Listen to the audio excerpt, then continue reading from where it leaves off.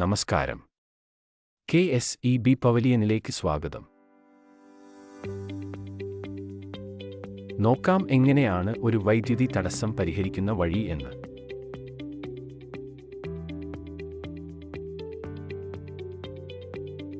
നിങ്ങളുടെ വീട്ടിലേക്ക് സുഗമമായി വൈദ്യുതി എത്തിക്കുന്നതിനായി പ്രവർത്തിച്ചുകൊണ്ടിരിക്കുന്ന ഇതുപോലൊരു വൈദ്യുതി വിതരണ ലൈൻ ആണെന്ന് സങ്കൽപ്പിക്കുക.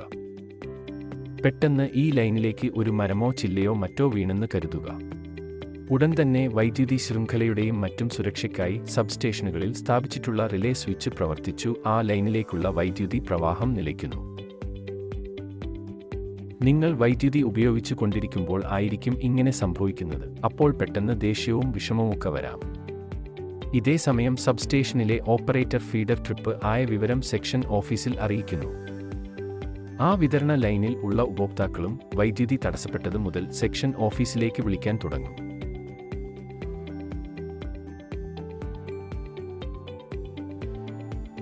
ഒരു വൈദ്യുതി വിതരണ ഫീഡർ തകരാറിലാകുമ്പോൾ 10,000-ത്തിലധികം ഉപഭോക്താക്കളെ ബാധിക്കുന്നതാണ്.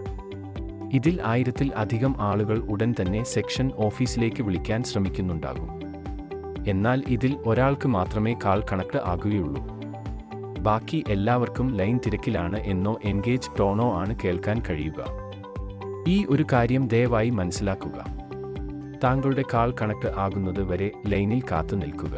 അല്ലെങ്കിൽ ഞങ്ങളുടെ 24 മണിക്കൂറും പ്രവർത്തിക്കുന്ന 1912 എന്ന കസ്റ്റമർ കെയർ നമ്പറുമായി ബന്ധപ്പെടുക.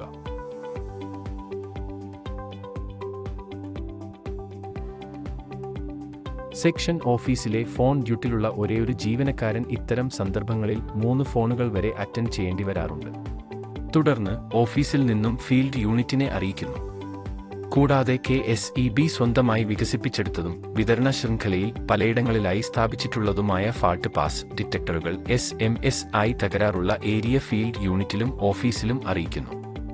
തുടർന്ന് ഫീൽഡ് യൂണിറ്റ് സ്ഥലത്ത് എത്തുകയും തകരാറുള്ള ഭാഗം ഐസൊലേറ്റ് ചെയ്ത് ബാക്കി ഭാഗം എഞ്ചിനീയറുടെ നിർദ്ദേശപ്രകാരം ചാർജ് ചെയ്യുകയും ചെയ്യുന്നു. പിന്നീട് ഫീൽഡ് യൂണിറ്റ് സൂപ്പർവൈസറുടെ നേതൃത്വത്തിൽ ലൈൻമാൻമാർ സുരക്ഷാ നടപടിക്രമങ്ങൾ പൂർത്തിയാക്കിയ ശേഷം മരച്ചില്ലകൾ മാറ്റുകയും ലൈനിലുണ്ടായ തകരാറുകൾ പരിഹരിക്കുകയും ചെയ്യുന്നു.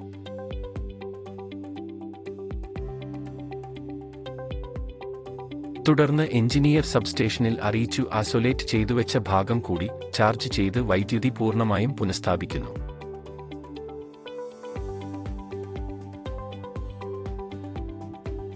വൈദ്യുതി നിലച്ചാൽ ആദ്യത്തെ 15 മിനിറ്റ് ഓഫീസിൽ വിളിക്കാതെ കാത്തിരിക്കുക. എന്തെന്നാൽ എവിടെയെങ്കിലും മരച്ചില്ലകൾ വീഴുകയോ വാഹനങ്ങൾ പോസ്റ്റിലോ മറ്റോ ഇടിക്കുകയോ മറ്റെന്തെങ്കിലും അപകടങ്ങളോ നടന്നിട്ടുണ്ടെങ്കിൽ അത് അറിയിക്കാൻ വിളിക്കുന്നവർക്ക് ലൈൻ കിട്ടാതിരിക്കുകയും അപകടത്തിന്റെ ആഴം കൂടുകയോ വൈദ്യുതി പുനഃസ്ഥാപിക്കാനുള്ള സമയം അധികരിക്കുകയോ ചെയ്യാം.